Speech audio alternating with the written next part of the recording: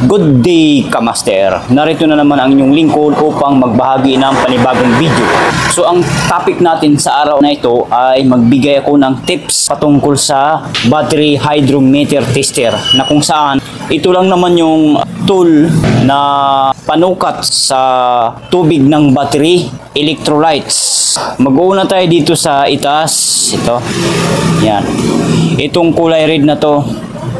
So kung mapapansin natin, may nakasulat dito na 1100, 1125, 1150, 1175 at 1200. So ano po ba ibig sabihin ng mga number na yan? So ituturo ko sa inyo ang tamang pagbasa ng battery hydrometer. So kapag dito sa itaas tumapat ang sukat ng tubig ng baterya sa 1100 or sa 1125, 1115, basta dito sa kulay pula na ito, recharge lang po yan. Ibig sabihin, lobat lang po ang baterya. Kailangan na i-charge. Nakalagay naman po din recharge po siya, ayan. At ang tamang pagbasa dyan, hindi lang nila nilagyan ng point yan, pero ang tamang pagbasa nito ay 1.100, 1.125, 1.150, 1.175, 1.200. So yan po ang tamang pagbasa. So dito naman tayo sa puti. Ito.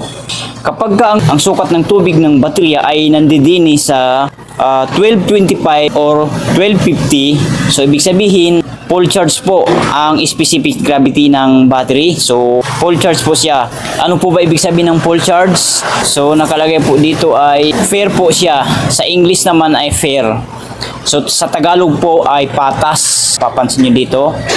Then, ang tamang pagbasa po niyan sa 1225 ay 1.225, sa 1250 naman ay 1.250. So yan po. So tapos na tayo dyan sa kulay puti.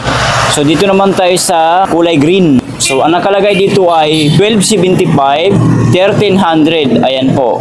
So ang tamang pagbabasa po niyan ay 1.275, 1.300. Yan po ang tamang pagbasa niyan. And then nakakalagay dito ay good. So ibig sabihin good ang isang baterya kapag tumapat ang tubig dito. Alinman sa puti at green, kasi ang puti ay fair, ang green ay good. So ibig sabihin patas lamang sila. Itong fair na ito patas po yan, itong good ay okay. So, ibig sabihin, kung ikukumpara natin itong pair dito sa good, pare-parehas lang po sila, patas nga po sila. Kung tawagin sa madaling salita, patas po, ayan. So ito ay quick tutorial lamang.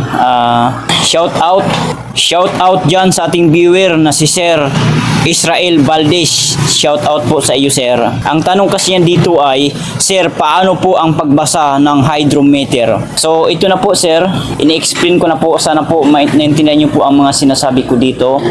At kung may hindi pa po kayo naintindihan, hindi pa po maliwanag sa inyong pag-iisip, pray po kayo na mag-comment ulit kung ano pa po yung mga katanungan ninyo. So yun lang, sana nakatulong. Kung nakatulong, please give me a thumbs up. Paki-share na rin sa inyong mga kakilala, friends, kung sa tingin mo na matutulungan ng ating video. And huwag kalimutan mag-subscribe sa ating YouTube channel. Bye!